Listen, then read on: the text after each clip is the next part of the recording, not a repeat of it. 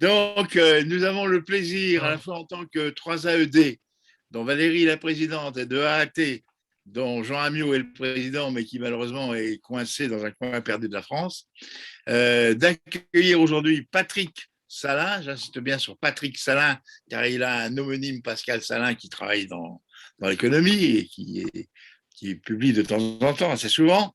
Donc, c'est le complot des Patrick aujourd'hui, entre Patrick Salin et Patrick Michon. Et donc, Patrick Salin est résident aux États-Unis depuis de nombreuses années. Et Canada. oui, tu es canadien maintenant. Et tu as eu une carrière bancaire, donc un petit peu loin à la fois de l'histoire et de l'armement. Et universitaire. Voilà, c'est pour cela. Et tu as passé récemment, tu as soutenu récemment une thèse en septembre 2020, donc il y a moins d'un an, sur justement la France et la défense terrestre des États-Unis d'Amérique. Donc, c'est un sujet qui traitera entre l'indépendance des États-Unis 1780 et 1880 sur un siècle, qui est antérieur aux interventions des États-Unis sur le théâtre européen au cours de la Première et Seconde Guerre mondiale, avec effectivement des effets bénéfiques et peut-être d'autres effets dont nous aurons à traiter. Donc, nous avons la chance d'avoir un grand expert qui va nous parler d'une période peu connue, au moins en France. Alors, vous savez tous, intervenu pour la guerre d'indépendance, Louis XVI, etc. On sait très peu de choses sur la suite. Et ensuite, il y a une longue période de silence. Il y a la Statue de la Liberté. Tout le monde sait qu'il y a eu une inauguration de Statue de Liberté en 1886. Et ensuite, on se retrouve à la guerre de 14 et on a le colonel Stanton de l'état-major du général Pershing qui fait un salut à Lafayette, qui dit « Lafayette, nous voilà ». En dehors de ces moments intenses, dans le fond, on ne sait pas grand-chose. Je suis sûr que si je vous questionnais, vous ne pourriez peut-être pas m'en dire beaucoup plus.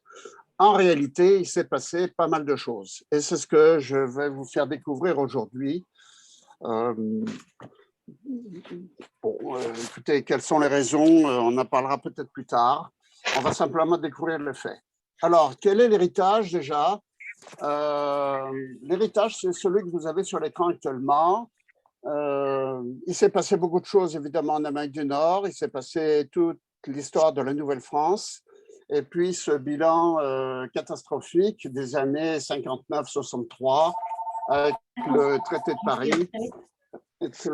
de Paris et la cession, pour utiliser un mot un peu, un euphémisme, de cette Amérique du Nord française, cette Amérique française, mais qui laisse derrière elle quand même 80 000 Canadiens et Acadiens, une marine royale très affaiblie qui n'a pas pu défendre les intérêts de la France parce qu'elle était trop faible, pas entretenue, etc.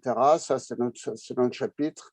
Et surtout, ce qui nous intéresse aujourd'hui, tout un patrimoine bâti, notamment un patrimoine militaire. Je vous en ai mis sur cette diapositive quelques échantillons, les plus spectaculaires. La forteresse de Louisbourg, qui a été reconstruite dans les années 60 à peu près au quart de ce qu'elle était. Les fortifications de la ville de Québec, qui sont toutes à peu près dans l'état où elles étaient à l'époque, entretenues évidemment par le régime britannique. Et on appelle ici au Québec le fort Chambly, moi je préfère l'appeler le fort Saint-Louis, c'était son appellation d'origine, qui est un fort carré tout à fait classique. Et les trois diapos qui sont en bas, là c'est aux États-Unis, parce qu'on n'oublie pas que la Nouvelle-France était à cheval sur le Canada et les États-Unis modernes. À gauche, le fort Condé à Mobile en Alabama, un fort à fond bastionné tout à fait classique. Un fort dont les murs sont construits en briques. Une réalité, il faudrait que quelqu'un coupe son micro là, il y a des bruits de fond. C'est un fort de briques et on va retrouver cette construction en briques avec les forts dont je vais vous parler tout à l'heure. Le fort Carillon au milieu, Ticonderoga, New York, au sud du lac Champlain, un fort tout à fait intéressant, 4 bastions, front bastionné, tout à fait standard. Et le fort Niagara dans l'État de New York, au débouché. Il faudrait que tout le monde coupe son micro là, parce qu'on entend des bruits de fond. Et le fort Niagara qui se trouve en haut de l'État de New York, au débouché de la rivière Niagara. Donc tout ça, ça laisse penser qu'il y a toute une science, tout un savoir-faire militaire, évidemment. Même si la France quitte formellement et politiquement l'Amérique du Nord, elle laisse derrière elle beaucoup de vestiges de type patrimonial. C'est ce qui nous intéresse aujourd'hui. Alors, il y a des moments forts dans cette nouvelle période, ce nouveau siècle que l'on va aborder. Je vais les énumérer successivement. Donc, le premier moment fort, c'est la guerre d'indépendance américaine, une alliance militaire un petit peu contre nature, mais qui se déroule par intérêt commun, évidemment, et qui va mobiliser autour de 30 000 hommes, troupes de terre et marines confondues, évidemment. Les troupes de terre sont beaucoup moins importantes, de 5 à 8 000. Le chef reconnu, c'est Washington, évidemment, mais dès que la paix revient, avec le traité de Versailles de 83, Washington comprend qu'il ne veut pas se faire entraîner dans un conflit européen, il va déclarer sa neutralité. Et très vite, la Grande-Bretagne va travailler pour récupérer le commerce avec ses anciennes colonies, sous le nez de Vergennes, qui voulait récupérer ce commerce. Et comme résultat, le gouvernement de la France, les Français qui suivent les affaires nord-américaines se sentent trahis par cette attitude de Washington qui se laisse encadrer par la Grande-Bretagne au plan commercial, mais qui n'est pas très surprenante. Ça, c'est le premier moment. Le deuxième moment important, c'est une période qu'on appelle quasi-guerre ou quasi-war en anglais, entre les États-Unis et la France. On est à la fin de la monarchie, la révolution est en marche, on est au début de la période révolutionnaire, 93 c'est la terreur, et la relation s'envenime entre les États-Unis et la France. Et sur la période 97-98, il va y avoir une période de guerre pour une sombre question d'État neutre, de volonté de la Grande-Bretagne de toujours contrôler le commerce avec son ancienne colonie. Donc, ça va traverser la Convention, le Directoire. Quand Bonaparte arrive aux affaires, il comprend que cette quasi-guerre est parfaitement stupide et va s'entendre avec le gouvernement américain et passer le traité de Mortefontaine, compenser les Américains on leur a quand même détruit à peu près 300 navires de commerce, donc les compenser pour cette perte et puis repartir sur de nouvelles bases plus amicales. Mais du côté américain, le gouvernement américain réalise une chose, c'est qu'une fois les Français partis, leur territoire est très vulnérable à la Grande-Bretagne. La Grande-Bretagne n'a pas digéré la perte de sa colonie, de ses 13 colonies, et la menace donc apparaît sur la frontière nord et sur les côtes avec la Royal Navy, bien entendu.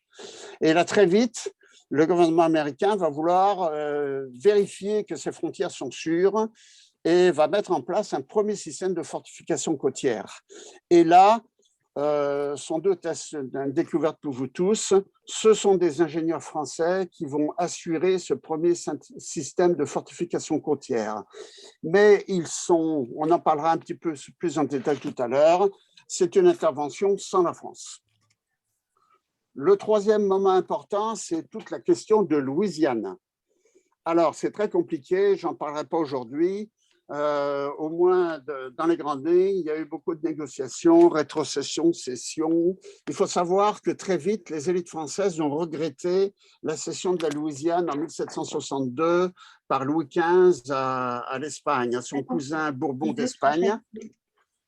Et la cession était justifiée, sauf qu'il va y avoir un courant très fort en France pour essayer de récupérer cette Louisiane. On s'aperçoit que c'est un très vaste territoire et qu'il y a certainement beaucoup de richesses. Donc ça va se faire, cette Louisiane va passer de l'Espagne à la France, et puis finalement Bonaparte, qui est un homme extrêmement réaliste, s'aperçoit qu'il ne va pas pouvoir assurer la défense de la Louisiane. Et surtout aussi, il y a la tragédie de la révolution de Haïti qui met à mal le contingent expéditionnaire qu'il envoie là-bas. Finalement, c'est un fiasco. Et c'est la raison, il n'y a pas d'autre raison qui fait que Bonaparte s'entend pour, premièrement, éviter que la Louisiane tombe dans les mains de la Grande-Bretagne et finalement qu'il livre cette Louisiane aux États-Unis pour en gage d'amitié. Ça va permettre de renforcer évidemment les États-Unis. Donc tout ça, ça recouvre la période des années 1790 à 1803. Ceci dit, ça n'enlève pas les menaces stratégiques qui pèsent sur les États-Unis. Le gouvernement américain en est extrêmement conscient. À cela, ça rajoute les harcèlements de plusieurs nations amérindiennes qui vont infliger à la jeune armée américaine 2 défaites absolument cinglantes et sanglantes. Alors, tout cela fait que le gouvernement américain va vouloir mettre en place un second système de fortification côtière. Et ce sont des ingénieurs français qui vont travailler à nouveau à la mise en place de ce système de fortification. Et cette fois-ci, la France est de connivence. Il faudra vraiment fermer tous les micros là, parce qu'on entend encore des petits bruits.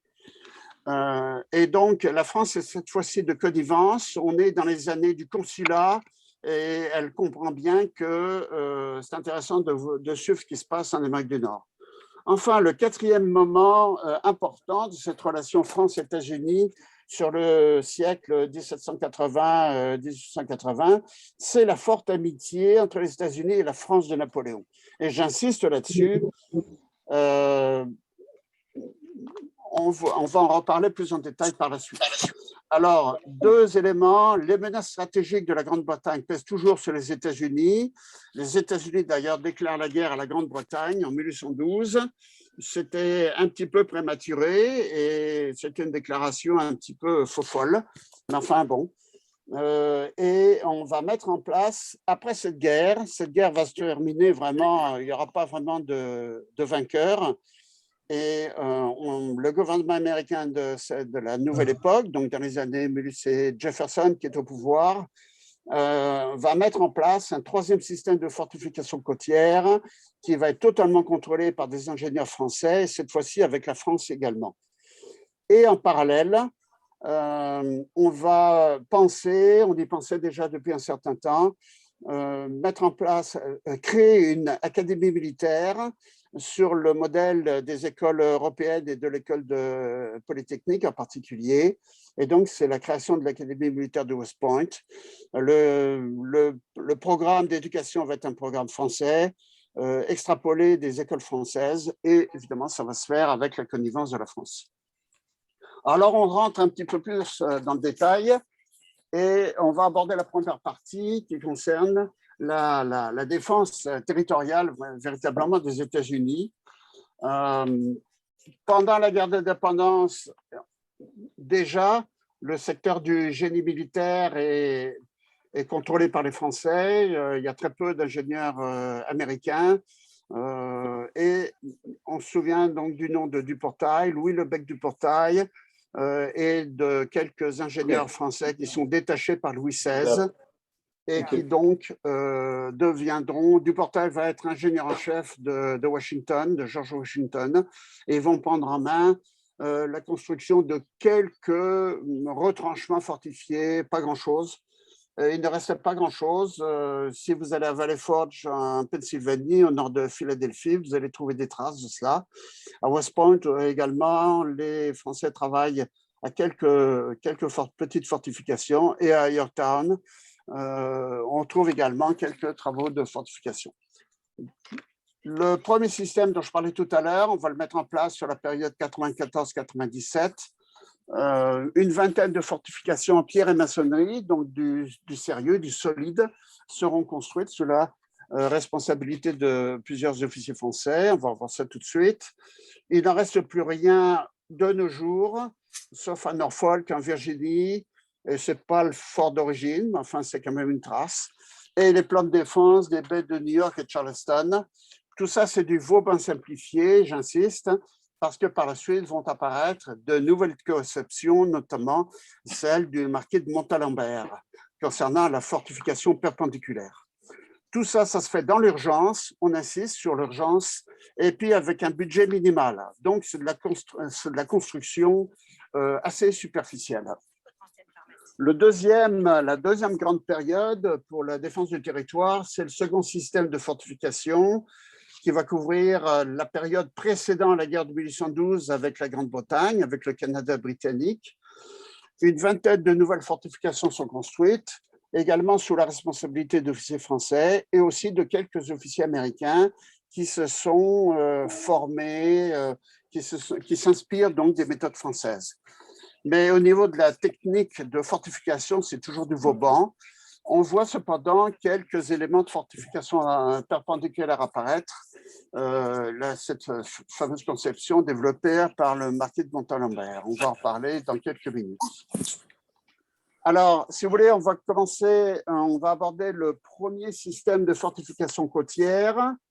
Il est reproduit, là j'ai un bandeau noir, là je devrais le faire disparaître, mais je n'arrive pas à le faire disparaître. Je suis obligé de le garder. Alors, vous avez la partie est des États-Unis. Ici, si vous suivez mon petit curseur, c'est la vallée du Mississippi. Le danger venait essentiellement du nord et de l'est. C'était un danger britannique pour l'essentiel. Alors, on va reconstruire. Washington identifie 19 sites. Et ce sont des sites hérités de la guerre d'indépendance. Et j'ai fait apparaître ici, sur le côté droit, donc les fortifications auxquelles ces officiers français ont travaillé.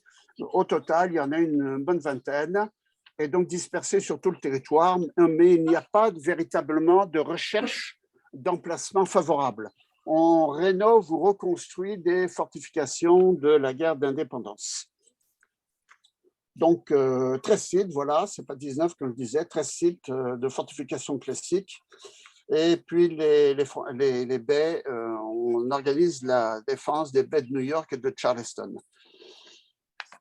Quelques travaux aussi à West Point. West Point, il faut savoir qu'il y avait le fleuve Hudson à cet endroit, réalise un coude qui est très propice à la défense, à l'installation de fortifications. Donc, très tôt, les Américains ont installé une garnison à West Point et ont retranché le site avec quelques aménagements fortifiés. Vous avez sur la page de droite donc un document qui est extrait d'une source d'information très intéressante qui s'appelle American State Papers, sur lequel, sur la période en gros depuis la guerre d'indépendance jusqu'aux années 20, on retrouve à peu près tout ce qui concerne donc la défense des États-Unis. Et on retrouve en particulier la liste, le décret présidentiel qui va nommer ces 8 officiers, Étienne Béchet de Rochefontaine, Charles Vincent, Pierre-Charles L'Enfant, Jean-Jacques Vivardi, De Vermenay, François Martinon et Hyacinthe Perrault. Plusieurs, comme vous pouvez le remarquer, sont diplômés de l'école de Mézières. L'école de Mézières, pour ceux qui ne le savent pas, c'est la première école du génie royal installée dans la ville de Mézières. Donc, Rochefontaine en est diplômé, 1777. Vincent également, 74. L'enfant n'en est pas, c'est plutôt un artiste. Il est fils de son père. Évidemment, vous allez me dire, son père était jardinier, dessinateur paysagiste au château de Versailles. Et donc, l'enfant, dans la foulée, est lui-même dessinateur, graphiste, etc. Il s'engage comme Rochefontaine dans le corps de Rochambeau pendant la guerre d'indépendance et donc atteigne les grades de capitaine et de major à l'issue de ce conflit. Rivardi est un officier d'origine suisse, francophone, major. Il se retrouve sur le territoire américain à un certain moment et donc va faire partie de cette fournée. Vermenay est un lieutenant qui fait partie du corps de Rochambeau. Martinon est un diplômé de Mézières, 69, capitaine. Quant à Hyacinthe Perrault, pour les quelques amis québécois qui sont sur cette plateforme, eh bien, c'est un Canadien. Son père était commandant de milice. Il est né à Montréal et se retrouve finalement sur le territoire américain. Ça ne l'intéressait pas trop, j'imagine, de rester au Canada et se fait recruter par le gouvernement américain avec le grade de capitaine. De nos jours, qu'est-ce que reste-t-il de ce premier système? Pas grand-chose. Je vous ai dit que c'était des fortifications assez superficielles. Il reste le plan de défense de New York, de la baie de New York. C'est le plan de défense actuel, c'est le travail de Charles Vincent. On retrouve, ici vous avez l'île de Manhattan, ici vous avez Brooklyn, et là vous avez le New Jersey et Staten Island.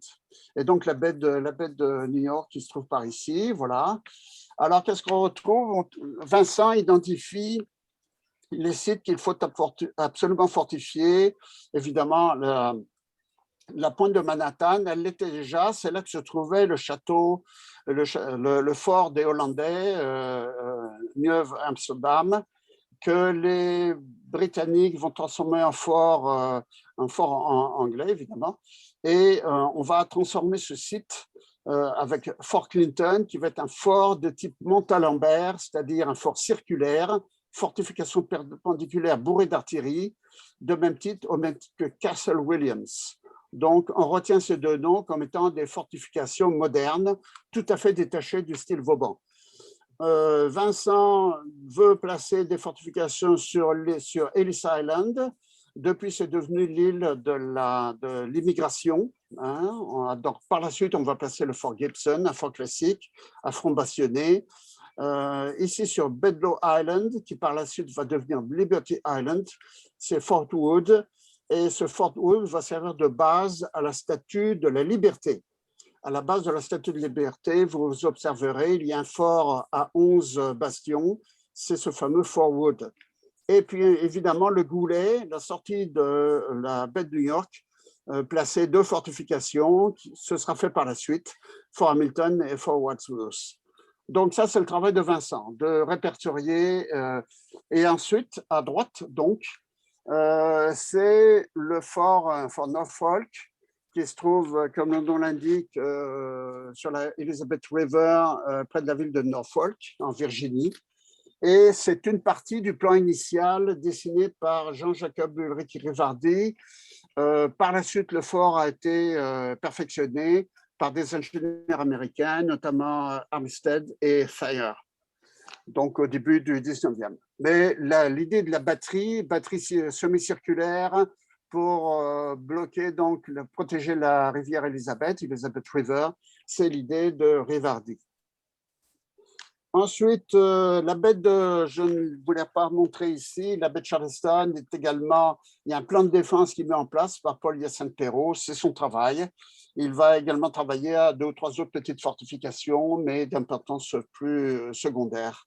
Enfin, quelques travaux de fortification à la garnison de West Point, entre autres, parce que d'autres officiers ont travaillé, par le major de Villefranche. On verra sa carte, la première carte de la région de West Point qui a été dressée dans les années 1780 et Villefranche en est l'auteur. On verra ça un peu plus tard.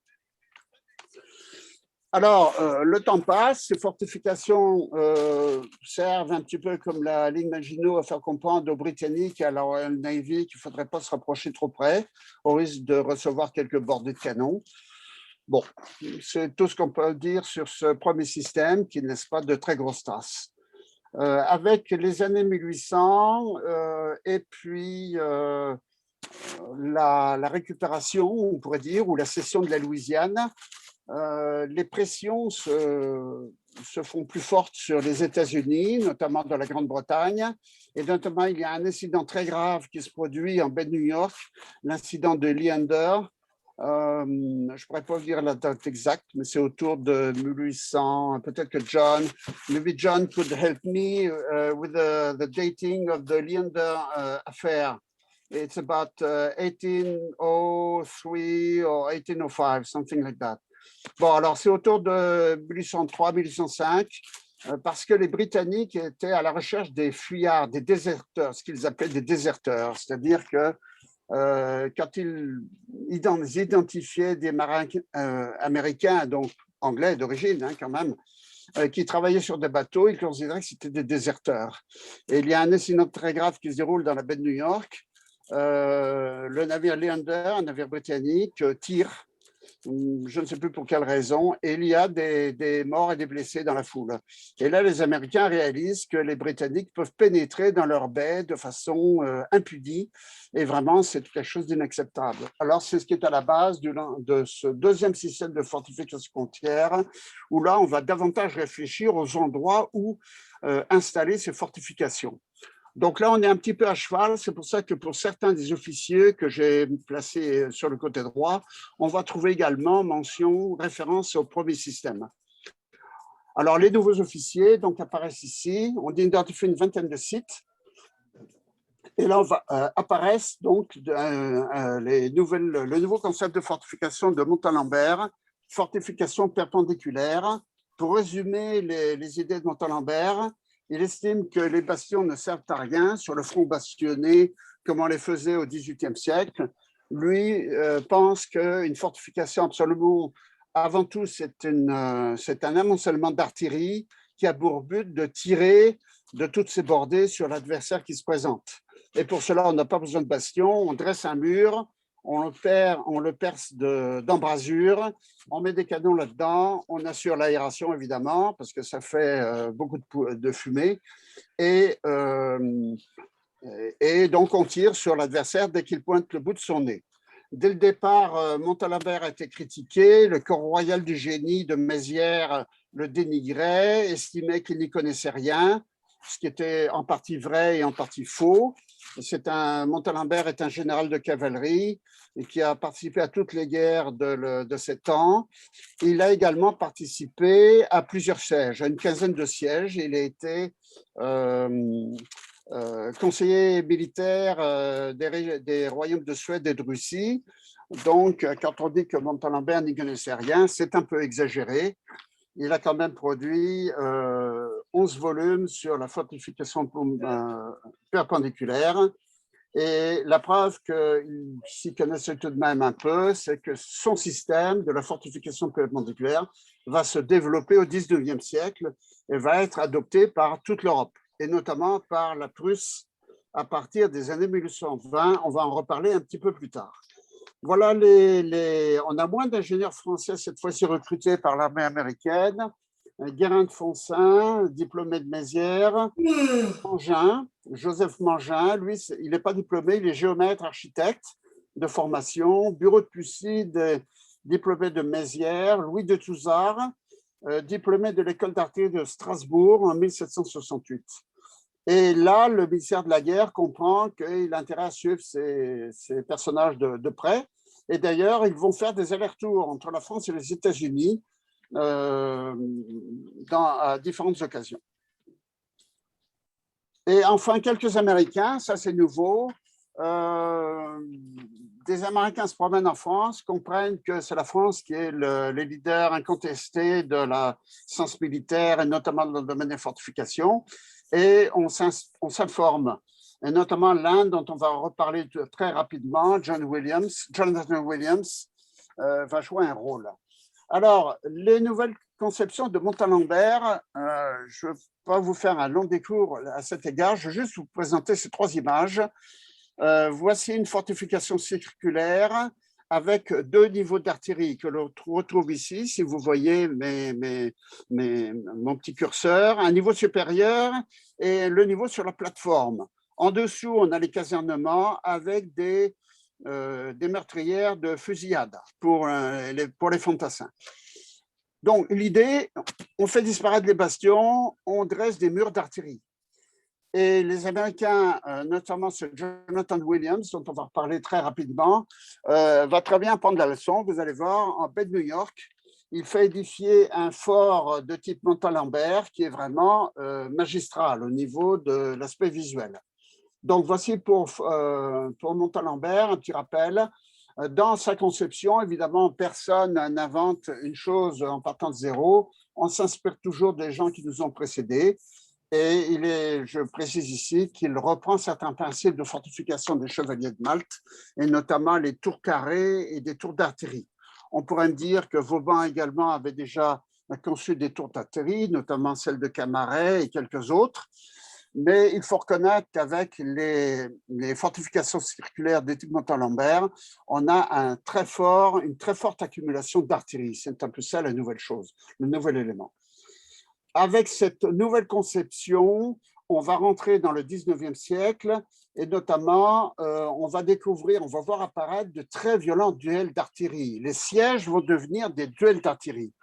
Les sièges ne vont plus durer plusieurs semaines, plusieurs mois comme par le passé. Ils vont être très brutaux. L'adversaire, l'assiégeant, évidemment, son objectif est de toucher des parties vitales de la fortification. Et c'est ce qui va se passer dans certains cas très vite, j'en parlerai tout à l'heure pour la guerre de sécession. Donc, en principe, les sièges ne durent plus très longtemps, sauf dans certains cas. On en verra un tout à l'heure. Montalembert, ici, quelques mots, donc essentiellement ce que je viens de vous dire. Il n'est pas diplômé de Mézières et il est détesté par les ingénieurs. Par contre, il a un appui extrêmement puissant, c'est l'appui de Lazare Carnot. Lazare Carnot est tout de même l'organisateur de la victoire et celui qui va prendre en main toute la défense de la France sous la période révolutionnaire et jouer un rôle également important sous le consulat et sous l'Empire. On trouve en France quelques fortifications de type Montalembert, fortifications perpendiculaires plutôt, le Fort Boyard, que tout le monde connaît grâce aux émissions de télévision, le Fort Hennette, que certains connaissent, au bout de la pointe de Fouras, et le fort de l'île Pelée, donc sur la digue de Cherbourg. Ce sont des forts de Montalembert. Ils ne sont pas tous circulaires, ils peuvent être en demi-cercle, et ils ont tous au minimum 2 à 3 niveaux d'artillerie. C'est ça la nouvelle chose. Boyard à 3 plus peut-être 4 sur la plateforme supérieure. Ah oui, un point important. Pardon, voilà, j'essaie de faire marche arrière, oui. Bon, voilà. Mon dernier petit point ici, c'est les fortifications perpendiculaires ne prennent pas toute la forme de forts circulaires comme ici. Certaines fortifications vont prendre la forme de forts polygonaux à 5 côtés, en forme de polygone. On verra ça tout à l'heure. Et il faut que vous sachiez que c'est ces fortifications polygonales qui vont s'imposer à partir, on peut dire, de la moitié du 19e et qui vont être généralisées dans le dernier tiers du 19e siècle avec les fortifications modernes et les camps retranchés qui vont s'affronter côté prussien, austro-sarde d'un côté et côté français de l'autre. Et donc, de notre côté, nous aurons les fortifications cirées de rivière dont on va avoir des prémices déjà avec les fortifications de Simon Bernard de tout à l'heure. Alors voilà l'illustration de ce fort circulaire en baie de New York. Croyez-le ou pas, c'est un fort français, de conception française. Certainement que très peu de gens le savent. Alors, fort circulaire, donc vous avez les plans ici des 3 niveaux inférieurs, premier, deuxième et troisième niveau, et le niveau supérieur, la plateforme supérieure. Ce sont toutes des plateformes d'artillerie. Au total, on doit mettre autour de 50 à 80 canons là-dedans. Et c'est certain que si tout tire en même temps, l'adversaire qui se trouve en face va passer un mauvais quart d'heure. Donc, on est à Manhattan, ici, New York, et à Charleston, on trouve également un Castle Pinckney, qui est un fort de même type. Là, c'est un demi-cercle, mais c'est toujours le même principe. Là, on a 2 niveaux, un premier niveau d'artillerie ici, un deuxième sur la plateforme supérieure. À ma connaissance, Castle Williams, c'est celui où il y a le maximum. Il y a 4 niveaux, 3 niveaux d'artillerie cassementée, plus un 4e niveau en plateforme en artillerie en barbette, c'est-à-dire en dévers vers les navires qui se présentent. Donc, Castle Williams, c'est Jonathan Williams. C'est un personnage intéressant. C'est un neveu de Benjamin Franklin, qui accompagne son oncle en France et qui s'informe, et il a vraisemblablement pris des cours à l'école de Mézières, donc il va acquérir une formation en fortification. Castle Clinton, de nos jours on appelle ça Battery Park, on est en bas de Manhattan, c'est donc l'ancien, très très lointain Fort Amsterdam qui a été transformé par les Britanniques en Fort York et ensuite transformé par John Macomb un architecte américain qui, dans le fond, s'inspire de Jonathan Williams et construit une copie, mais avec moins d'artillerie. Je crois qu'il n'y avait que 2 niveaux d'artillerie sur Castle Clinton. Maintenant, donc, ça a été transformé en parc très agréable. Et Castle Pinckney, donc à Charleston, en Caroline du Sud. Alors maintenant, qu'est-ce qui se passe? 1815, eh bien, évidemment, tout le monde le sait, c'est Waterloo, mais ce n'est pas que Waterloo. Waterloo, comme disent les Anglais. Il faut savoir que le Premier Empire est admiré, et le mot admiré est faible, par les États-Unis du début du 19e siècle. Essentiellement, les Américains sont omnibulés par les victoires militaires du Consulat et de l'Empire. Et en 1815, il y a le Congrès de Vienne, évidemment, mais il y a aussi la mise en demi-solde de nombreux officiers très expérimentés et qui vont s'exiler. Un certain nombre vont en Amérique du Sud et d'autres en vont en Amérique du Nord. Évidemment, la France garde un lien avec eux, ça peut toujours servir. Et vous allez voir ce qui va se passer avec l'un d'entre eux, le général Simon Bernard. Simon Bernard est issu de famille, et l'exemple même de l'officier qui construit sa carrière sous l'Empire, le Consulat et l'Empire, enfin l'Empire surtout, diplôme major de sa promotion de Polytechnique, 1799. Il fait une carrière brillante sous l'Empire. Il va participer notamment à la construction de la citadelle d'Anvers. Il va faire des suggestions d'un point de vue tactique à Napoléon à certains moments, notamment pendant la campagne d'Autriche. Et Napoléon va s'attacher ses services, il va s'en faire un de ses aides de camp. Il va apprécier donc l'acuité de son analyse du terrain. Et il va construire des routes en Illyrie, c'est-à-dire la Yougoslavie actuelle, enfin l'ancienne Yougoslavie. Donc, il a une expérience comme ingénieur polytechnicien qui est assez diversifiée, construction de fortifications côtières principalement, construction de routes. Ça va se trouver très utile par la suite. L'arrestation arrive, il est placé sur la 14e liste des suspects, c'est la plus mauvaise, mais malgré tout, le régime de la Restauration a un œil sur lui. Il se fait offrir des jobs intéressants par la Russie notamment et par une autre nation, la Bavière, je crois, d'où était originaire son épouse. Et finalement, ce sont les États-Unis qui l'invitent à venir chez eux. Et Louis XVIII le prête. C'est exactement l'expression utilisée dans un décret, un document officiel. Donc, Louis XVIII prête le général Simon Bernard donc, au gouvernement américain. Et c'est lui qui va concevoir le 3e système de fortification côtière américain, qu'on pourrait, par exagération, appeler une sorte de ligne Maginot. Mais enfin, je ne vais pas le faire, ce n'est pas une ligne Maginot, ça n'a pas été conçu comme cela, mais c'est un système qui va être bien conçu. C'est du Vauban amélioré Montalembert. Il va en superviser la première phase. Il va rentrer en France en 1831. Il devient ministre de la guerre de Louis-Philippe et va décéder peu après. À son décès, le président américain Van Buren va décréter un deuil militaire de 30 jours. Ce système est très bien adapté. Essentiellement, ce seront les fortifications de la guerre de sécession. Des fortifications assez monumentales qui sont très développées au niveau de l'artillerie, surtout que l'artillerie s'est développée dans l'intervalle, évidemment. Et on va retrouver dans les différents forts, dont on va voir quelques modèles tout de suite, on va retrouver du Vauban, du Montalembert, du Carnot, des Casemattaxo, et on va anticiper avec certains même les forts polygonaux qui vont apparaître par la suite.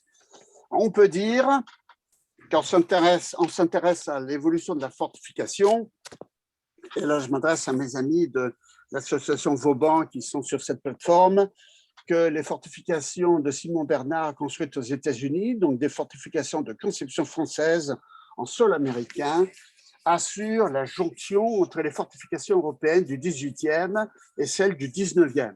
On trouve les fortifications, notamment certaines fortifications prussiennes, du 19e en prémisse parmi les fortifications de Simon Bernard. Le troisième système, de nouveau, on veut protéger la côte, et cette fois-ci, on a une nouvelle côte à protéger, c'est la côte du golfe du Mexique, parce que dans l'intervalle, les États-Unis ont reçu la Louisiane. Et la Louisiane, pour l'essentiel, là, c'est surtout la côte du golfe du Mexique qui les intéresse. J'ai marqué en bleu, Simon Bernard n'a pas tout fait et tout supervisé, mais il en a supervisé une bonne majorité. J'ai marqué en bleu les forts auxquels il a personnellement contribué, donc, et que vous pouvez retrouver. Si vous faites une impression d'écran, vous pourrez relire ça tranquillement chez vous. Donc, le système Bernard, qu'on appelle en anglais le Bernard Board, 1817-31, c'est la période effective pendant laquelle Bernard est aux États-Unis. Ses successeurs, et notamment le major Totten, qui va prendre la suite de Bernard à la tête de la commission des fortifications, donc va, en respectant les grandes lignes de Bernard, va construire une vingtaine d'autres forts tout le long de cette côte également. Donc, côte atlantique et côte du Mexique. Au total, une bonne quarantaine de forts. Je répète, ce sont les fortifications qui vont voir la guerre de sécession. Et certaines vont montrer l'efficacité, vont révéler l'efficacité avec laquelle elles avaient été construites. Donc, on va voir quelques exemples. On va se pencher sur un fort de débouchée de rivière, le Fort Pike, en Louisiane. Et ça semble une grosse batterie côtière qui ressemble à certains forts Vauban, forts Lupin, Louvois ou Vazou. Pour ceux qui ne connaissent pas, ce sont des forts qui sont dans la région des Charentes, dans la grande région de Rochefort. Tous ces forts vont avoir des améliorations Montalembert. Certains vont être circulaires, d'autres de forme carrée, et auront tous au minimum un double niveau d'artillerie. Et en particulier en France, on trouve des forts Montalembert à l'île d'Aix.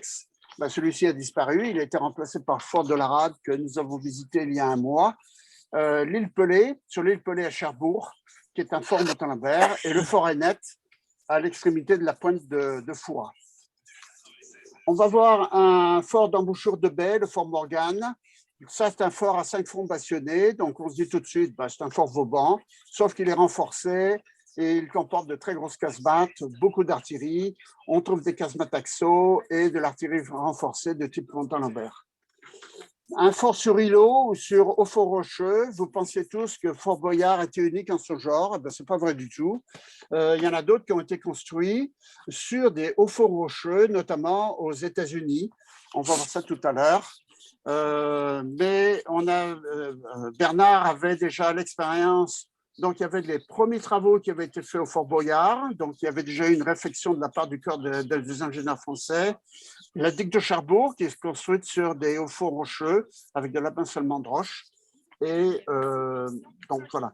On retrouve également développé avec le Fort Sumter un concept intéressant de Montalembert, c'est celui de camp retranché. Alors vous allez me dire, voyons donc, Vauban parlait déjà de camp retranché. Sauf que les camps retranchés de Vauban n'ont rien à voir avec les camps retranchés de Montalembert. Les camps retranchés de Montalembert sont des ensembles, comme on va voir très vite. Essentiellement, on a une grosse fortification, un gros élément fortifié au centre, et il y a des forts détachés. Car l'idée de base de Montalembert est qu'il est opposé aux grands ensembles fortifiés. Il préfère, lui, des petits forts, des petites fortifications détachées, à distance de canon, évidemment, les unes des autres, pour pouvoir s'appuyer mutuellement. Et c'est cette conception de camp retranché qui va s'imposer à partir des années 1850-1860 et qui va être généralisée en Europe, autant du côté allemand, autrichien, sarde, que du côté français. C'est cette conception, on verra un exemple tout à l'heure. Notamment les Festen austro-prussiens illustrent cette conception de camp retranché. Enfin, un petit fort avant-gardiste, Fort Mâcon, qui lui laisse un peu augurer de ce qui va venir par la suite avec les forts Sierre et de Rivière. J'accélère parce que malheureusement, je vois ma montre qui avance très vite. Le Fort Pike, À droite, donc, vous avez une carte du delta du Mississippi. Le Fort Pike, on est ici, c'est le petit point numéro 31. Il a un jumeau, c'est le Fort Macomb, le point numéro 32. Cette région est dangereuse pour la ville de la Nouvelle-Orléans qui est ici parce que ce sont des voies d'accès au lac Pontchartrain. On peut prendre la Nouvelle-Orléans par détour. Ici, ce sont des marécages. On ne perd pas son temps à envoyer des troupes au travers de ces marécages. Même chose ici. La seule autre possibilité, c'est de remonter le fleuve. Alors là, on a prévu le coup, on n'en parlera pas aujourd'hui. Et là, il y a un groupe de fortification avec un coude, exactement comme à West Point, qui attend évidemment les audacieux qui prendraient le risque de vouloir remonter le fleuve Mississippi. C'est le relais un HAS monnaie de...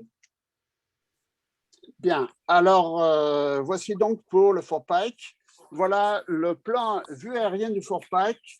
Plan du premier niveau, rappelez-vous, ce sont des forts Montalembert. Donc, il y a toujours 2 niveaux d'artillerie. Les casemates au niveau du sol, là, on fait un tir à radeau. Les tirs à radeau, pas comme le radeau de la Méduse, mais au ras de l'eau, ce sont les tirs les plus dangereux. On touche les navires dans le gros de leur coque et ce sont des tirs imparables. Et là, le premier niveau, donc sur la plateforme supérieure, on a des alvéoles avec une nouvelle série de pièces d'artillerie. Alors, on a ici un fort qui a un front de mer et qui a un front de terre. Alors ici, on a du Vauban, un design de type Vauban avec 2 fronts bastonnés, 2 demi-bastions aux extrémités et un bastion complet ici, avec de l'artillerie casematée, donc qui va protéger les flancs de la fortification de chaque côté. Voici ici l'arrière des casemates de premier niveau face au front de mer. Ce sont des casemates très larges de façon à faciliter l'évacuation de la fumée, évidemment, et vous avez des évents par-dessus. Et reliant chacune de ces casemates, une galerie donc, qui relie les casemates entre elles. Une petite comparaison entre des forts qui se ressemblent, tous français de conception. Le fort Louvois à Bourse-Franc, face à l'île d'Oléron, un fort Louvois petit, 2000 m², 0,2 hectares. Le fort Pike, dont je viens de vous parler, qui est beaucoup plus important, style mixte, Vauban sur l'arrière, Montalembert sur la face mer, plus important, 0,8 hectares, 4 fois plus vaste que le fort Louvois. Et le fort Renette, qu'on aurait dû visiter il y a un mois, mais que ça n'a pas été possible, mais que j'ai eu le grand privilège de pouvoir visiter à la fin du séjour. J'avais prévu 2 ou 3 jours de plus. Et donc, c'était une visite extrêmement intéressante. Alors là, on est dans un fort totalement Montalembert. Il n'y a plus de bastion, il n'y a plus rien. On a une série de casemates face à la mer, une quinzaine en gros. Et on a un niveau supérieur, je vous l'ai dit, minimum avec Montalembert 2 niveaux d'artillerie, plateforme supérieure avec des canons plus légers. Ici, des casemates également pour la protection arrière. Et là, juste un petit redent. Difficile à comprendre, on n'a pas de bastion comme ici, donc un petit redent avec des meurtrières de fusillade. Donc ça se ressemble beaucoup. Là, on a un fort qui est moitié moins grand que Fort Pike, mais très garni au niveau de l'artillerie. Une vue ici de côté du Fort Pike, ici, vue de l'arrière, le fort Renette, et la vue de face, le fort Louvois. Deuxième type de fort, les forts qui se trouvent aux embouchures. Là, on a de la fortification massive, c'est le fort Morgan, avec en vis-à-vis le fort Gaines, qu'on va voir juste après. Ici, on a donc un fort, un design à front bastionné de type Vauban. Les murs sont très épais. On a des ouvrages extérieurs, un mur de contre-escarpe avec des plateformes. Ici, on a le côté terre, oui, très important à préciser. Ici, le côté mer, donc côté terre par ici. On prévoit des contre-attaques pour des troupes ennemies qui voudraient attaquer. Donc, on a des places d'armes ici, des places d'armes de murs de contre-escarpe pour faciliter les sorties et contre-attaquer donc un ennemi qui se présenterait. Ici, on a un bastion détaché. Et là, on a une petite réminiscence de la conception Vauban avec une citadelle, c'est-à-dire une tour. Je n'ai pas besoin de vous dire que la citadelle, c'est le premier élément de la fortification qui reçoit les tirs adverses. En tout cas, ce sont les casernements. Il n'y a pas d'autres casernements et la fortification est percée donc de niveau d'artillerie au niveau du sol et en plateforme supérieure. Donc, Fort d'Arrêt-Marcier, voilà, qui croise ses feux avec le Fort Gaines, dont on va parler tout de suite. Construction de style Vauban, voilà, je vous ai dit tout ça. Capturé en 2 semaines. 2 semaines, c'est déjà pas mal. Hein. Ça veut dire qu'il y a eu une forte résistance. Il était bloqué côté mer et l'attaque a été menée du côté terre. Un croquis d'ensemble du fort Morgane. Bon, ça nous donne un petit visuel supplémentaire. Le croquis représente le fort dans les années 90. On rajoute un armement Endicott. En gros, le système Endicott, c'est le 4e système de fortification des États-Unis, fortification côtière.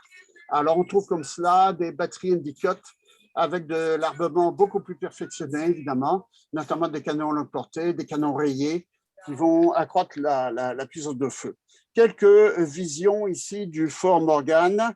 Ici, sur la plateforme, des positions d'affût à 360 degrés. Ils ne sont pas tous comme cela, évidemment. Ici, on a une vision du fossé, qu'on voit, un fossé très, très large, avec une des places d'armes du chemin couvert, Ici, la place centrale, une légère trace de l'ancienne tour, là, de l'ancienne citadelle, mais qui a disparu. Et ici, donc, c'est l'entrée de la fortification. Quelques autres visions, les fameuses galeries. Alors, on trouve ça dans tous les forts Bernard, toute l'artillerie casematée. Voici donc une vision d'une casemate, l'embrasure principale.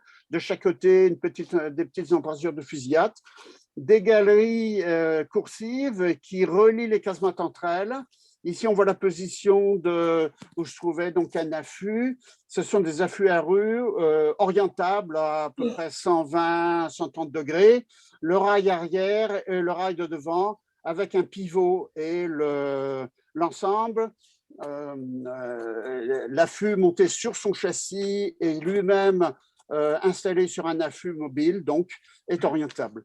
Ici, on a une vision de l'évent qui se trouve au-dessus de la casemate pour améliorer encore l'échappement des fumées. Et ici, on a une vision donc d'embrasure de flanc sur chaque bastion où étaient placés des obusiers qui assuraient donc la protection des flancs de la fortification. Fort Gaines, c'est le fort qui est en vis-à-vis. À l'origine, Bernard prévoyait un fort bastionné à 5 bastions. Finalement, la théorie évolue et on installe un fort polygonal. C'est le premier fort polygonal qu'on voit voir pendant ma présentation, qui est muni de canons beaucoup plus puissants, montés sur des bastions caponnières. Alors, on trouve les forts polygonaux n'ont pas tous des bastions de ce genre. Bastion caponnière avec pour évidemment balayer les fossés comme des caponnières. Donc il croise ses feux avec le fort Bourbon, ça faisait sans contrescarpe. On trouve un mur de Carnot.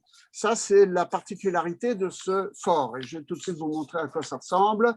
Voilà le fort vu vision aérienne, donc les 5 bastions caponnières. Et le mur de Carnot, c'est une contrescarpe détachée, une escarpe détachée plutôt. Et donc, l'artillerie principale du fort se trouve sur ces plateformes, des plateformes de terre, qui se trouvent donc en suivant, c'est donc tous les éléments 10. L'élément 11, c'est le mur de Carnot. Voilà. Et comme par la suite, le fort a été amélioré avec des batteries Endicott, 4e système, on trouve à l'extérieur des batteries Endicott avec des canons de longue portée. Un plan de ce fort, donc on trouve les 5 bastions, le mur de Carnot en 11, l'artillerie de dotation de la fortification qui se trouve sur les plateformes, qui se trouvent ici, donc des plateformes de terre sur maçonnerie évidemment, et les casernements ici, et là une demi-lune extérieure qui protège l'entrée principale du fort. La baie est au-dessus là. Voilà le fameux mur de Carnot. Donc, vous voyez, l'artillerie est positionnée sur cette plateforme qui se trouve légèrement à l'arrière. Là, on accède donc des fantassins avec des petites meurtrières de fusillade. Une autre vision de ce mur de Carnot sur un autre côté, donc même dispositif. Et là, donc l'artillerie de dotation du fort qui se trouve sur des châssis qui sont orientables à mettons, 120 degrés, quelque chose de ce genre. Voilà. Aussi quelques explications sur le mur de Carnot. Voici notre mur de Carnot, escarpe détachée avec une contre-escarpe. Je n'ai pas trouvé de traces de contre-escarpe pour ce fort, mais peut-être il y en avait une, mais j'en doute. Il y avait simplement un fossé extérieur. Fort Sumter, donc très intéressant ici. C'est un peu l'équivalent d'un fort Boyard. Ce n'est pas le même style. Là, c'est un fort polygonal, mais il est construit sur une masse rocheuse. Il y avait un haut fond et Bernard décide d'utiliser ce haut fond, de rajouter donc des masses rocheuses importantes pour pouvoir construire une plateforme, etc. Il va construire 2 fortifications de ce genre, Fort Sumter, Fort Wool. En fait, il ne verra pas la finition de Fort Sumter. C'est son successeur, Thayer, qui va organiser la construction et l'achèvement du fort. Et Fort Wool, on n'en parlera pas aujourd'hui. C'est un fort qui se trouve en phare de Fort Monroe, en Virginie. C'est le même principe, au milieu d'un chenal, sur un haut fond que l'on complète avec des bases rocheuses. Donc, on peut dire qu'avant Fort Boyard, les États-Unis avaient 2 forts de construction française construits sur des masses rocheuses, sur un haut fond rocheux, Fort Sumter et Fort Wool. Ce qui est intéressant avec Fort Sumter, c'est que l'on a une illustration du concept de camp retranché de Montalembert. Fort Sumter est entouré de 7 batteries, ce qui est quand même très important. Batterie Wagner, batterie Bragg, une autre batterie ici, par ici, et 2 grosses batteries par là également. Sans oublier les petites batteries de la ville de Charleston. L'important de toutes ces batteries est de s'appuyer les unes des autres par leur feu, évidemment. Et Fort Sumter de renvoyer l'ascenseur, d'appuyer les batteries lorsqu'elles sont elles-mêmes attaquées. Pour une raison qui m'échappe, les nordistes n'ont attaqué que par le sud et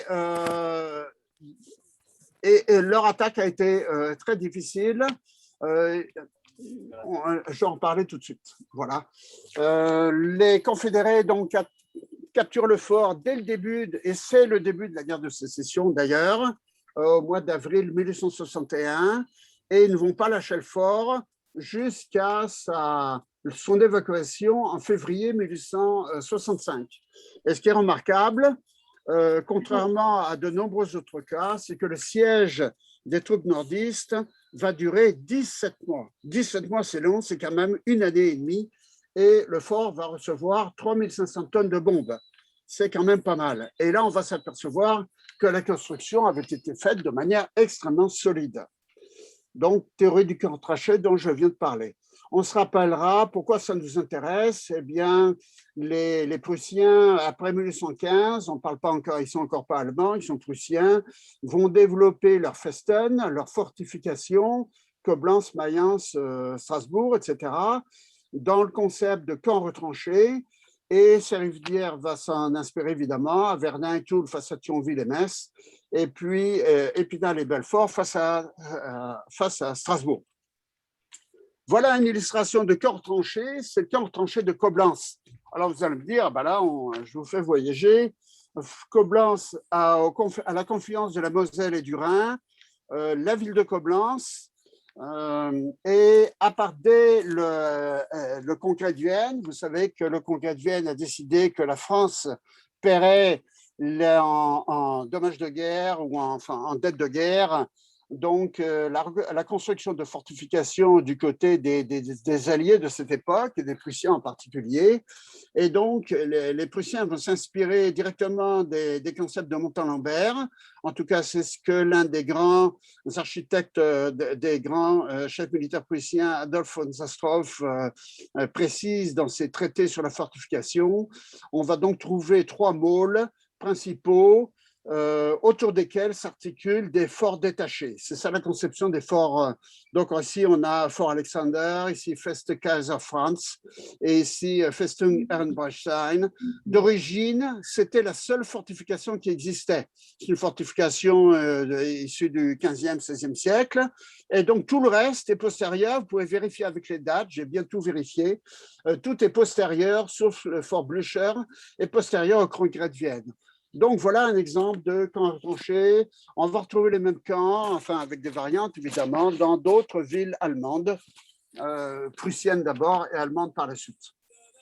Donc, voici les 4 forteresses.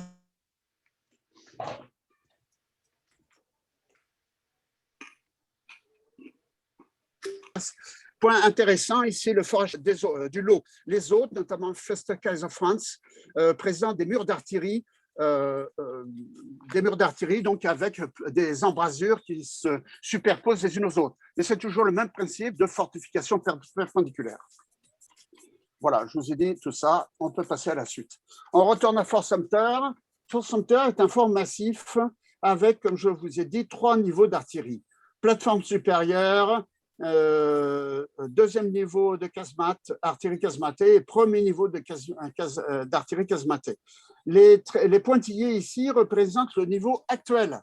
Si vous allez voir, si vous allez visiter Fort Sumter, on va en voir une photo tout de suite, tout le dessus a été rasé. Vous verrez avec la diapositive suivante pour quelle raison. Les casernements se trouvent sur le pourtour, ils sont accolés au mur d'enceinte. Voilà à peu près tout ce que je peux vous dire. L'entourage, c'est de l'eau. On est sur une masse rocheuse, je vous rappelle, avec le débarcadère. De nos jours, le débarcadère a changé. Il est sur l'autre côté. Ici, un plan de 2 niveaux du Fort Sumter.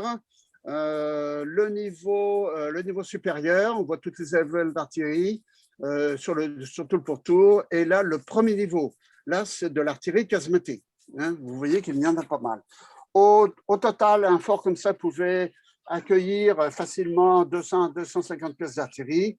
En réalité, au début de la guerre, il n'en avait qu'à peu près 80. Mais sa chance, c'est que c'était de l'artillerie dernier cri, c'est-à-dire de l'artillerie à tube rayé. Voilà un graphique tout à fait symbolique. Avant le siège, on a sur le côté donc une section des casernements avec du mur d'enceinte et les 2 niveau d'artillerie casematée, plus la plateforme supérieure. Après le siège de 17 mois, tout ce qui était, on pourrait dire, mou en construction se trouve réduit à l'état de débris, mais les 2 niveaux de casemate, d'artillerie, donc, eux, ont résisté donc, au bombardement. Ça, c'est une vue actuelle donc, du Fort Sumter, avec une batterie Endicott parce qu'il a été modernisé dans les années 90. Dernier exemple, le fort Mâcon, on le trouve en Caroline du Nord. C'est un fort qui est à défilement, impossible de le voir de l'extérieur. On a juste les pièces qui sont sur la plateforme supérieure, qui sont à peine discernables, évidemment. C'est un fort enterré. Et ce qui est un peu nouveau, et ce qui est nouveau même par rapport à ce qu'on trouve en Europe, c'est qu'il il a des coffres de contre-escarpe.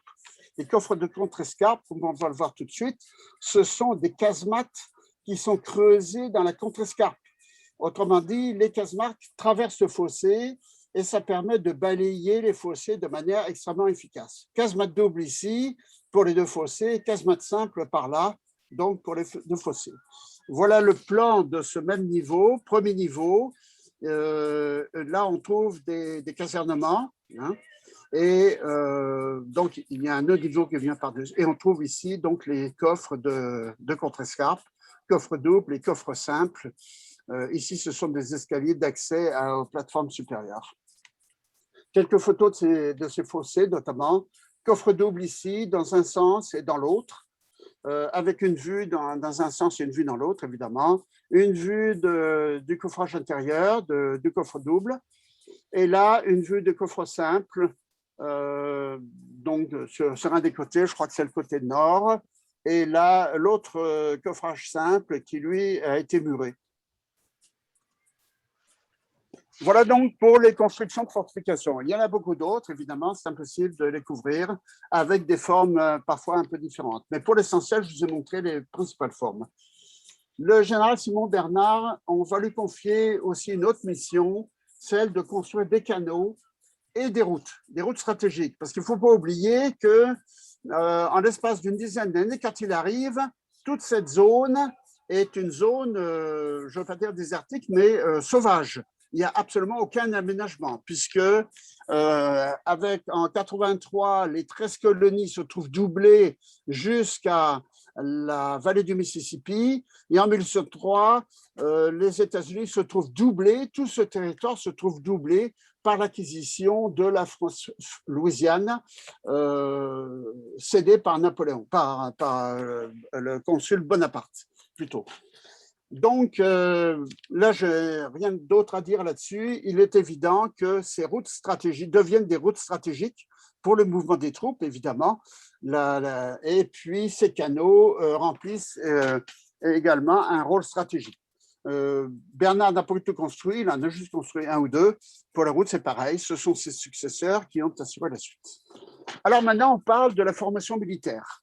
La formation militaire, c'est l'autre grand domaine d'influence de la France sur la constitution des États-Unis comme puissance militaire. Et on démarre dès la guerre d'indépendance. Je vous ai parlé de cette première carte. C'est la première carte dont on dispose de la région de West Point. Vous voyez que le fleuve fait un coude, donc très facile à défendre. Et c'est une carte française.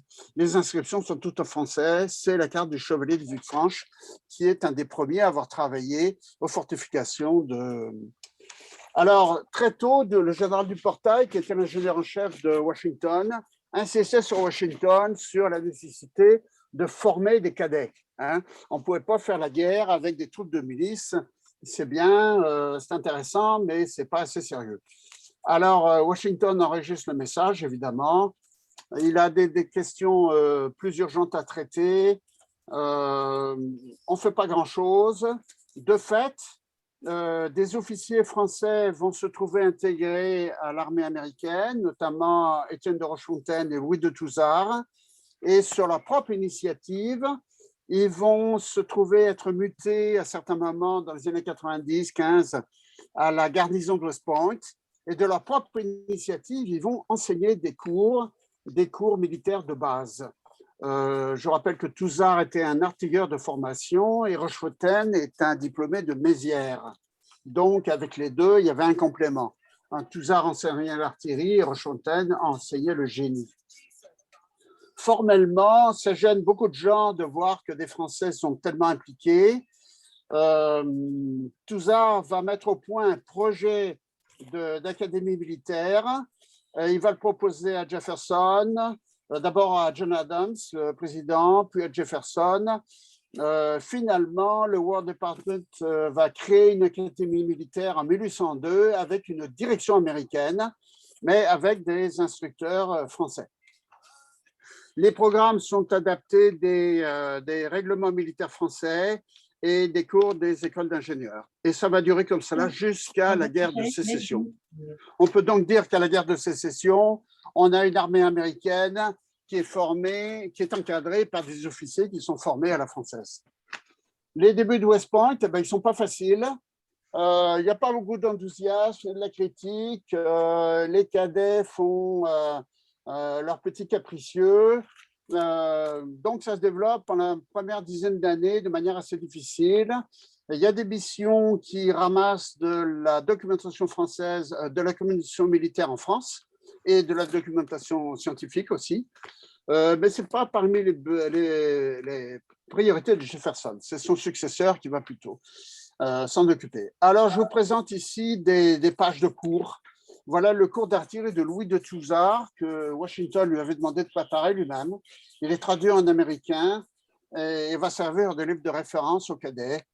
Un autre cours d'artillerie, c'est celui de l'Allemand. L'Allemand était commandant de l'artillerie de la garde impériale et il va servir de livre de référence avec le livre de Touzard, donc aux cadets de West Point. Et alors, au niveau des techniques, au niveau de la tactique de base, On a tout à fait adopté la tactique des armées révolutionnaires de Valmy et après, donc l'attaque par colonne d'assaut. Hein. On n'est plus à la guerre en dentelle, la guerre en ligne, comme au XVIIIe siècle. Et les règlements de base sont directement extrapolés de ceux des règlements français. En ce qui concerne l'enseignement de la fortification, c'est les cours de professeur de Gay de Vernon qui sont traduits en américain. Donc, et là, c'est du Vauban et Montalembert dans le texte. En 1817, une réforme importante est mise en place parce que les débuts de l'académie n'étaient pas très prometteurs. On va mettre à sa tête un officier francophile, admirateur inconditionnel de Napoléon, Sylvanus Steyr, qui va rester en poste pendant, je n'ai pas le chiffre exact, I suppose John could give me the figure. Je pense qu'il a dû rester facilement 30 ans en place. Donc, c'est lui qui a vraiment donné sa marque à l'Académie de West Point. Voilà. Alors, donc, c'est le projet de réforme de Bernard, du général Bernard de McCrae, un officier américain, qui, lui, va calquer carrément le programme de West Point sur celui de l'École polytechnique de Paris. À côté de l'enseignement militaire, évidemment, on a un enseignement scientifique, tout est calqué, et le français est langue obligatoire, lu, écrit et parlé, de façon à pouvoir travailler les ouvrages dans le texte. Le cours d'infanterie, eh bien là, c'est un officier qui s'appelle Winfield Scott, c'est un autodidacte. Il avait une particularité, cet homme-là, ce soldat, il apprenait par cœur les batailles de Napoléon. Et il a commencé à avoir des responsabilités et il mettait en application ce qu'il avait lu dans les descriptions de bataille de Napoléon. Il a obtenu les félicitations de ses supérieurs et petit à petit, il est monté en grade et finalement, il est devenu un des grands patrons de l'armée des États-Unis. Il va s'illustrer pendant la guerre du Mexique. Et alors, il va sortir lui-même son propre bouquin de règlement de la tactique d'infanterie, qui lui-même est une extrapolation du règlement de 91 et de celui de 1815. Voilà. Bon, au niveau des fortifications, il y a un professeur qui le sa marque, c'est le professeur Dennis Hartmahan, qui, lui, alors, transmet directement le savoir de Vauban et de Montalembert. Il va rester 40 ans, pendant 40 ans, il va enseigner donc, la fortification jusqu'à la guerre, proche de la guerre de sécession. Donc, comme je vous le disais tout à l'heure, les officiers de chaque bord, les nordistes et les sudistes, c'était des officiers formés à la française, donc pendant cette guerre de sécession. En 1948, c'est les cadets de Mahan créent le Napoléon Club. C'est un club de jeux de guerre qui vont rejouer avec des variantes, donc toutes les batailles de l'Empire. La guerre de sécession, ben évidemment, comme tout le monde sait, c'est une guerre fratricide. Tous les officiers sont formés à la française. Ils connaissent par cœur le traité des grandes opérations militaires d'Antoine-Henri de Jomini. Je ne sais pas si vous avez entendu parler de Jomini. Jomini était sans doute le meilleur stratège qui ait travaillé avec Napoléon. La fin de carrière a été un petit peu triste. Il est passé à l'ennemi, mais heureusement, il s'est racheté puisque par la suite, il a rejoint Napoléon III. Il a réintégré donc ses premières attaches françaises pour le conseiller, notamment pendant la guerre de Crimée. La guerre de sécession, en 3 mots, c'est le Nord qui évidemment qui a gagné. Il faut savoir que le Nord disposait de considérablement plus de moyens que le Sud. Il y a tout de même eu en moyenne 2 victoires nordistes pour une victoire sudiste. C'est pas mal pour le Sud. Ça montrait que le Sud savait se battre, même avec des moyens moins importants. Et croyez-le ou pas, le petit livre ici, Why the North Won the Civil War, eh bien, il y a toujours des historiens qui débattent, qui discutent sur le déroulement de cette guerre et quant à savoir, est-ce que tel ou tel grand chef a appliqué les théories de Jomini ou pas, donc plus ou moins jominien. Vous voyez, ce sont toujours dans le corps des historiens américains, ce sont toujours des sujets de discussion. Aujourd'hui, qu'est-ce qui reste de tout ça? Si vous allez sur le site de West Point, vous allez trouver que la page d'histoire, le bloc d'histoire qui est le plus développé au niveau des documents qui sont mis à la disposition des cadets, eh bien, ce sont les guerres du Consulat et de l'Empire. Ce bloc d'histoire, on lui consacre 100 titres. Derrière la guerre de sécession, 130 titres, et devant celui de la Seconde Guerre mondiale, 80 titres.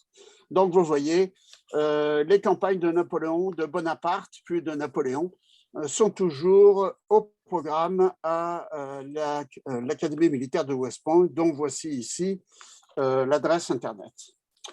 Voilà, alors qu'est-ce qu'on peut dire en conclusion? Eh bien, j'espère ne pas avoir été trop long, j'ai dépassé un petit peu. La guerre de dépendance américaine s'est déroulée avec la France, je ne reviens pas là-dessus. La guerre de 1812-15, et surtout après, il y a eu l'assistance d'officiers ingénieurs français pour les premiers et deuxièmes systèmes en parallèle à la guerre. Ça a permis de sécuriser la côte atlantique, ce n'est quand même pas mal. Les États-Unis restaient évidemment très vulnérables. Évidemment, le gros morceau, c'est après la guerre de 1812-15, c'est la construction de la ceinture de fer atlantique, moi j'appelle comme ça, ceinture de fer atlantique, et du golfe du Mexique, le troisième système, et la formation tactique des cadres de l'armée, d'une armée digne de ce nom cette fois. Tout ça souligne donc l'importance aide méthodologique et conceptuelle française. La guerre de sécession, c'est une guerre moderne. On considère que c'est la première guerre mondiale moderne. Certains historiens vont même jusqu'à considérer que c'est la guerre de Crimée, qui serait la première guerre mondiale moderne. Mais la guerre de sécession, en tout cas, en est une. Et c'est le témoignage à la face du monde du fait que l'armée américaine, évidemment, se trouve à parité avec celle de n'importe quelle autre puissance moderne. Et fait tout à fait significatif, c'est après la guerre de sécession que la Grande-Bretagne signe avec les États-Unis un traité de paix, le traité de Washington de 1874. Voilà. Alors, qu'est-ce qu'on peut dire en épilogue? Eh bien, dans la feuille de présentation que vous avez tous reçue, je faisais référence au colonel Stanton qui disait « Lafayette, nous voilà ».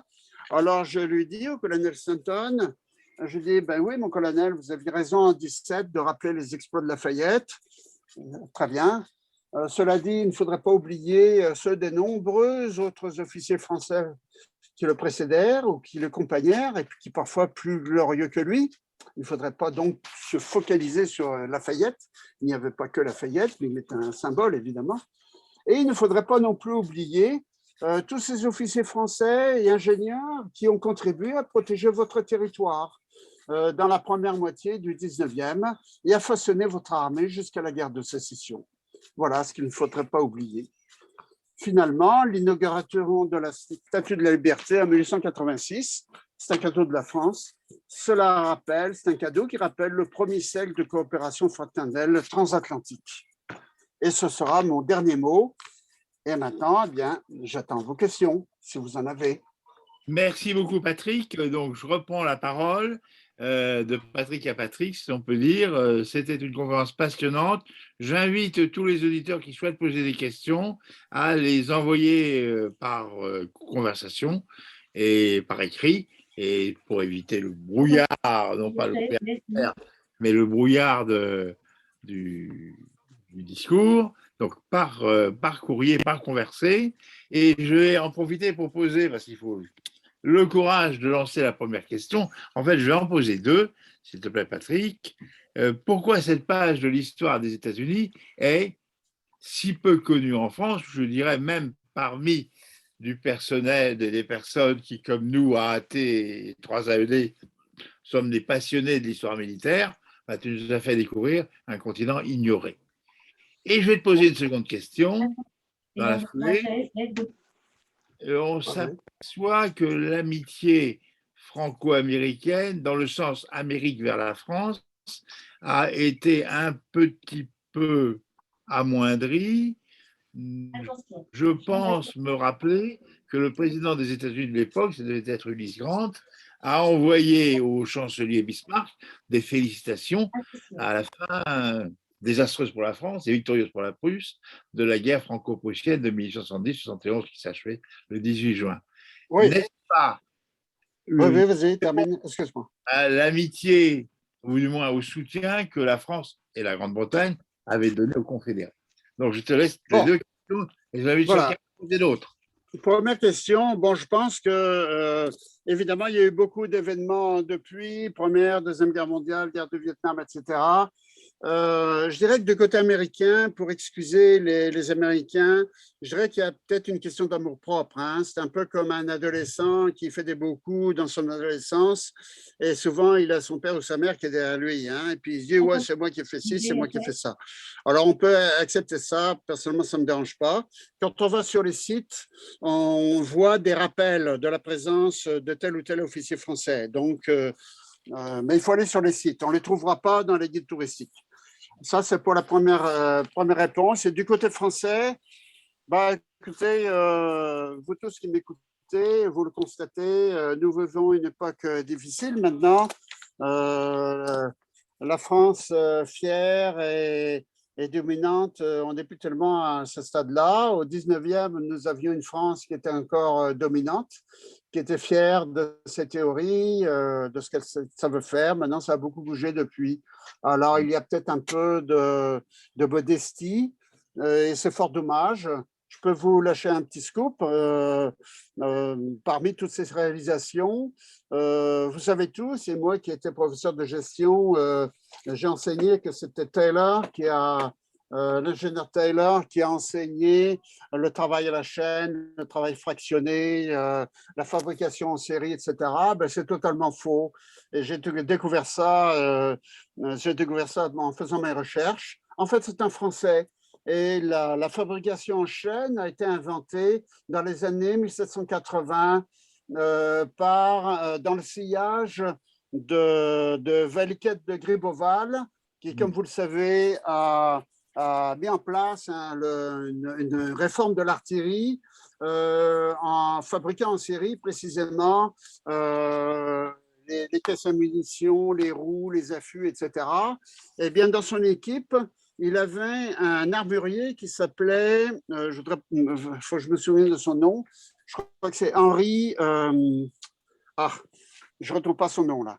En tout cas, ce gars-là a constaté qu'après les guerres, ils ont récupéré des caisses de mousquets déglinguées et on ne pouvait pas prendre la platine de l'un pour la placer sur l'autre.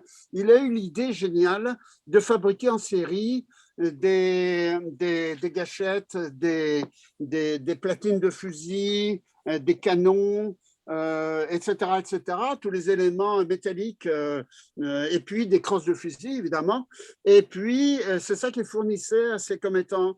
Et ensuite, il fallait monter les platines, les canons sur. Et quand on avait, après des combats, de l'armement déglingué, vu que les platines étaient toutes absolument identiques les unes aux autres, on pouvait facilement prendre la platine d'un mousquet déglingué à la cosse brisée et la placer sur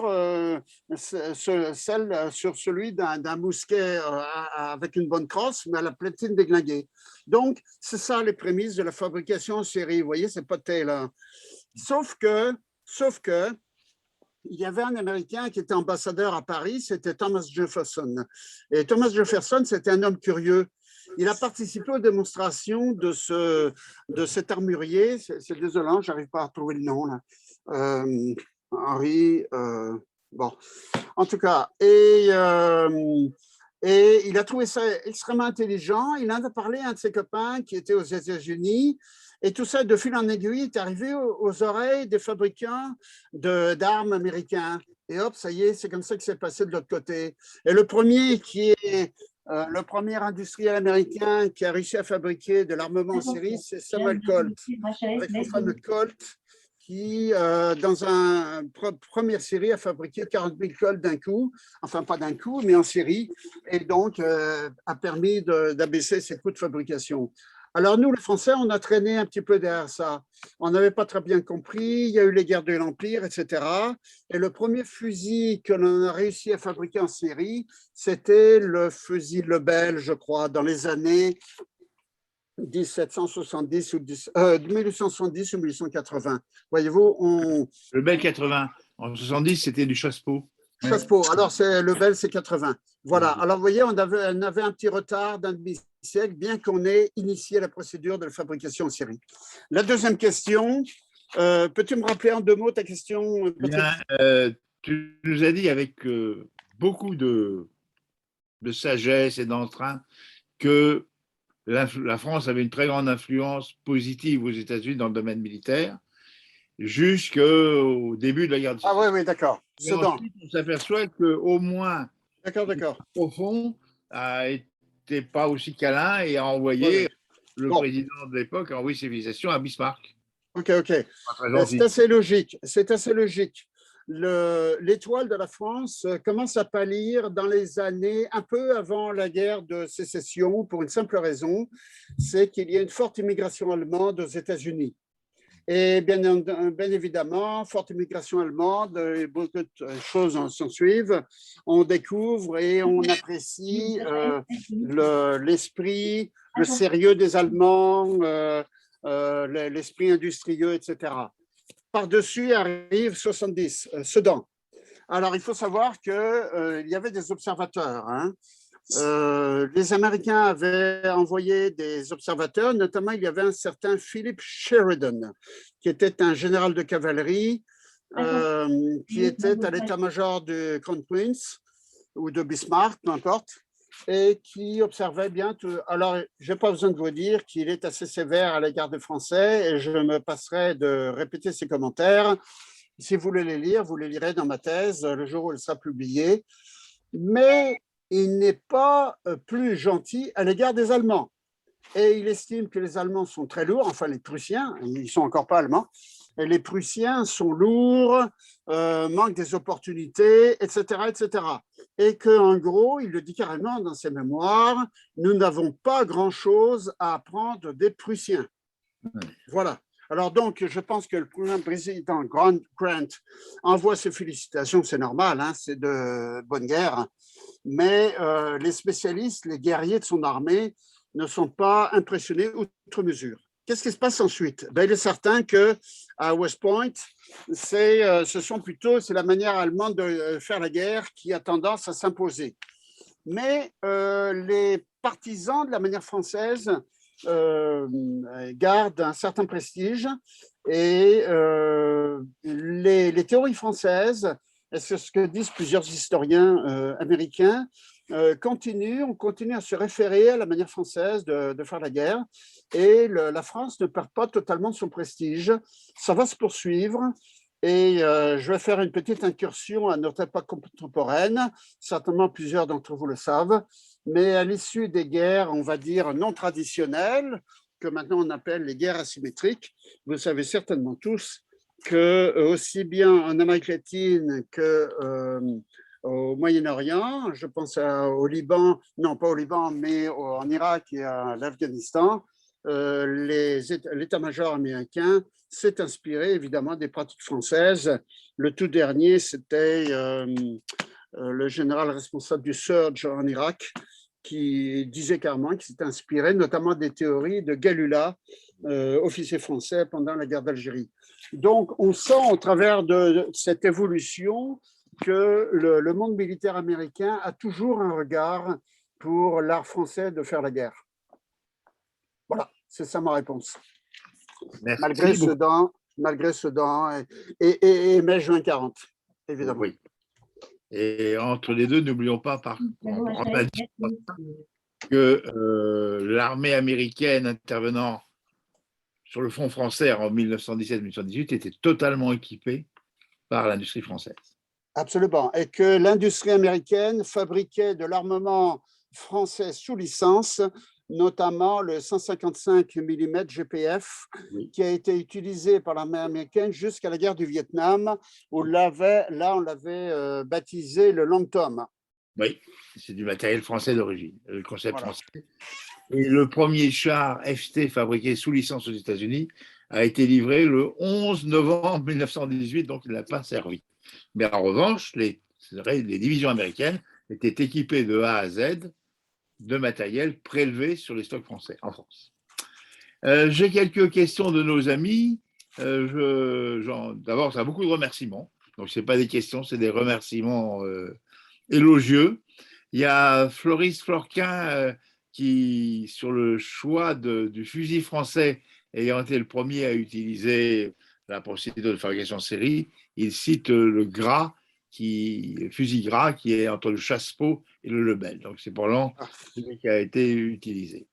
Très bien. Christian Reg rappelle une légende de 155 ans au sujet de lingots d'or qui ont été perdus au temps de la guerre de sécession et que l'on recherche toujours. Oui. Il y a une série télévisée américaine en ce moment qui est consacrée justement à l'or perdu de la guerre de sécession. Mais cette légende existe pour tous les conflits. Il y a actuellement en Pologne des recherches d'un train Oui. national-socialiste qui serait enterré dans un tunnel ou je ne sais pas quoi. Cette légende, mais qui n'est pas forcément une légende, réapparaît systématiquement. Voilà. Eh bien, écoute, tu as eu beaucoup de remerciements. Je fais un dernier rappel à tous nos amis. Ont-ils des questions à poser? Mais effectivement, cette conférence était tellement dense, tellement instructive que les gens n'ont pas beaucoup de questions à poser. Je rappelle que l'enregistrement sera disponible sur le site de 3AED et qu'il y aura sur le site également une recension et également un article dans la revue Défense, la revue de l'IHEDN, à laquelle je vous invite tous à vous abonner. Vous rencontrerez en permanence, en particulier, une chronique des bases industrielles et techniques de défense que je rédige régulièrement, systématiquement. Patrick, as-tu un dernier mot, je dirais? Un dernier mot? Avec le verre de cigarette. Non, je dirais qu'il y a encore beaucoup de choses à découvrir. Voilà. Donc, ça ne finit pas. Et moi, mes découvertes, je les fais pas uniquement dans les livres. Je vais sur le terrain. Donc, vous imaginez les distances parcourues. Mais c'est là qu'on trouve la vérité. C'est sur le terrain. Absolument. Et pour ceux que les relations transatlantiques, c'est-à-dire France, États-Unis essentiellement, intéressent, le futur numéro, pas celui qui paraît maintenant, mais celui qui va paraître à la rentrée, sera consacré au lien transatlantique. Eh bien, je vais donner la parole à Valérie qui, si elle est d'accord, va faire la révélation. Attention. Mais avec grand plaisir. Alors, je ne sais pas si vous m'entendez. Oui, manifestement. Moi, je t'entends. C'est un grand plaisir, Monsieur Salin, de vous remercier pour cette brillante conférence extrêmement instructive. Et je tiens à remercier aussi toute notre audience. Alors, moi, elle m'a particulièrement touchée pour une raison toute simple. En tant que présidente de 3AED, je suis de la 54e session nationale armement et économie de défense et j'ai eu l'occasion de faire partie du comité 1. Alors, ça ne vous parle peut-être pas, mais ce comité avait une caractéristique, c'est qu'il était jumelé avec l'Eisenhower School et avec 9 militaires américains et nous avons travaillé conjointement à 18 entre des membres de la session armement économique défense et 9 militaires américains pendant plusieurs mois et ça a été un travail extrêmement fructueux. On a eu l'occasion d'aller à Fort Belvoir, etc. Vous avez cité un certain nombre de choses qui ont réveillé des très très beaux souvenirs, sachant que j'attache une attention particulière aux liens transatlantiques. Vous avez entre le traité de Paris et puis de 1763, on a parlé de Montalembert, on a parlé de Vauban, on a parlé de Lafayette et de la Statue de la Liberté, mais après, aujourd'hui, on en a encore les traces profondes et on poursuivra avec ça lors de la prochaine conférence des mercredis d'Athéna le 22 septembre et on va se projeter sur l'avenir avec le docteur Alexandra de Hopp-Scheffer, que vous connaissez peut-être. Le docteur Alexandra de Hopp-Scheffer nous parlera des transatlantic trends et elle est du German Marshall Fund of United States. Et là, on se projettera dans le 21e siècle et les relations transatlantiques. Alors, vous voyez, toute la promenade que vous avez faite aujourd'hui autour de l'architecture que la France a transmise aux États-Unis, le savoir-faire en matière d'ingénierie militaire, on va dire ça comme ça, de formation, eh bien, trouve ses traces et sa projection dans le contemporain, dans un monde qui est complètement différent. Mais encore une fois, j'ai été très touchée par ce que vous avez évoqué. Je pense que je n'ai pas été la seule. Et je vous remercie chaleureusement. Je remercie chaleureusement aussi l'AAT et Minerve. Et je vous donne rendez-vous le 22 septembre à 18h, toujours sur un sujet transatlantique. Voilà. Merci. Merci beaucoup. Et Patrick, tu auras gagné les E-médailles puisque tu as fait une E-conférence. D'accord. Est-ce que je peux rajouter juste un petit mot? Oui. Tu me permets, Patrick? Allô? Bon. Oui. Allez-y. Oui. Eh bien, écoutez, dans la suite de ce que vous venez de dire, lorsque vous rencontrerez les uns ou les autres des officiers américains, observez bien si vous avez devant vous un officier de l'arme du génie, un ingénieur. Regardez s'il porte une médaille. Cette médaille, c'est une médaille d'origine française. C'est très intéressant. Donc ça, c'est très actuel ce que je vous dis. C'est la médaille de Fleury. Qui était Fleury? C'était un officier du corps de Rochambeau qui s'est engagé très tôt. C'est un capitaine d'infanterie. Quand il s'est engagé chez les Américains, on lui a dit « Ah oui, vous êtes capitaine, on veut tester vos compétences. » Il a dit « D'accord, prenez-moi comme simple soldat. » Très vite, on a vu qu'effectivement, il était un vrai capitaine. Il s'est illustré, je résume de manière radicale, il s'est illustré pendant la guerre d'indépendance. À la fin de la guerre, le Congrès a imprimé 8 médailles, donc 8 Congress Medals. 7 étaient destinés à des officiers américains, à commencer par Washington, évidemment, et la 8e était destinée à Fleury. Et donc, aujourd'hui, vous pouvez voir, et moi je l'ai vérifié dans une réunion à Fort Monroe, il y avait un officier américain comme ça qui portait cette médaille. Je suis allé directement le voir, je dis, c'était un colonel, je dis, Colonel, you are wearing the Fleury Medal.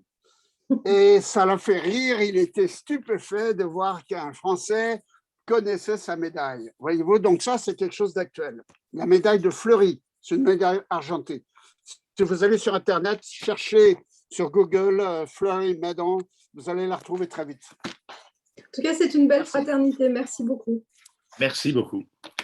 Et bien, encore une fois, merci à tous. Je crois à vérifier que la devise du génie américain, du génie au sens militaire, est « essayons ». Absolument. Absolument. Donc, on a quand même laissé des bonnes traces. C'est ça. Merci Patrick, merci Valérie, merci à tous. Merci à tous. Merci, Merci au revoir. à tous. Au revoir. Au revoir.